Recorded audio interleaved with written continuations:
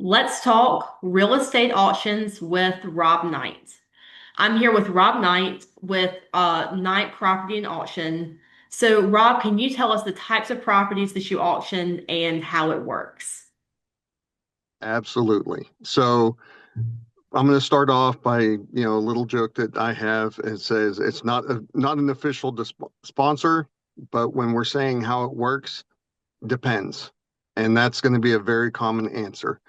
It all depends on the type of property. It depends on the seller and what we have spoken out and agreed to with the process. So as far as types of property, it's very common that I get the first question anybody asks would be, what's wrong with it? Is it distressed? Is it foreclosed? Is it a short sale? No, a lot of my properties honestly aren't. Tax auctions are always held at the courthouse, so it's hardly ever going to be a tax auction. I have done some pre-foreclosures, and we just do that to get ahead of the actual foreclosure process and keep the seller in control. And then, sometimes it's just a regular house that has absolutely nothing wrong with it. It's just the auction process was better for that seller. So commercial, residential, dilapidated, it doesn't matter. The auction process will work for absolutely anything. Makes sense. So, why would a seller choose to sell their property through an auction versus the conventional way of selling?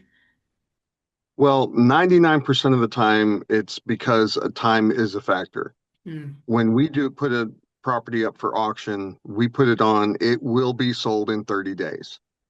So sitting on the market 6 months, a year is not quite conducive for some people. They may have to move, they may need to downsize quickly.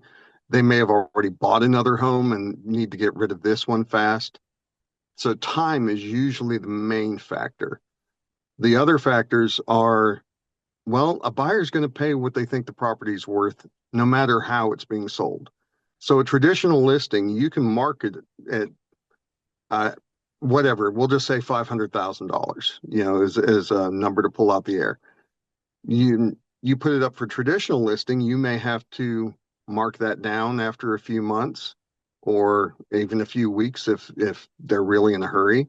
And you're going to keep doing that until it hits a price point that the buyers feel comfortable with actually purchasing, or at least coming into it with an offer. Because if it's priced too high, they won't even make an offer.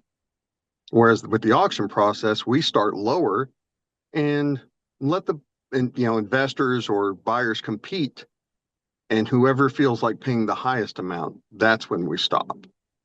So it ends up being pretty much fair market value either way.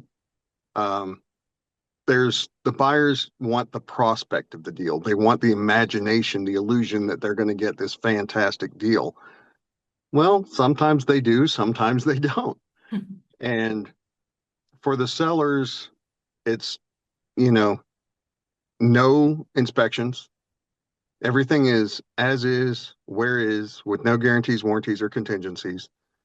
The seller doesn't have to pay any of the commissions. We put that on the buyer through the buyer premium. So we offer buyer's agency through the buyer premium that we collect. And then they don't have to pay closing costs. We put that on the buyer as well. So it's a very seller friendly process. They don't have to stress. All they have to do is wait for the end of the auction day and see what they got. And whatever that bid is, that's what they're getting. The only thing we don't have the ability to put onto the buyer is any prorated taxes. Awesome. Well, everyone, Rob's contact is up on the screen if you'd like to reach out. And if you have any commercial real estate needs, I'd love to connect. Thank you, Rob. Thank you.